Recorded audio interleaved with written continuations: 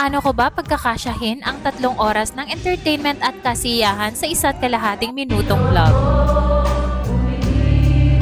Hello! Nung nakaraang Saturday, November 8, ay pumunta nga dito si Chris Lawrence sa New Zealand para sa kanyang The Love Frequency Concert. Kaya naman, syempre, hindi ko papalagpasin yan. Kaya naman, bumiyahe ako from Howick to North Shore para mapanood siya. May mga lakad nga sila Carlo and Clay, kaya naman hindi sila nakasama sa event na to. Napakaaga nga naming dumating dyan. I think mga 5:10 p.m. ay andyan na kami. Dating namin dyan ay madami ng mga tao ang nag-aantay magbukas ang gate. Para nga ready sa concert at hindi magutom, ay pwede mo nang bumili ng pagkain sa home cook. Sino ba namang hindi matatakam dahil maaamoy mo talaga yung bango ng barbecue ng home cook. At exactly 6 p.m. ay nagsimula na yung concert at sinimulan kaming i-entertain ng mga Filipino local artists dito sa New Zealand. At mayat maya nga ay andyan na si Chris Lawrence at nagkagulo na nga ang lahat ng tao dyan.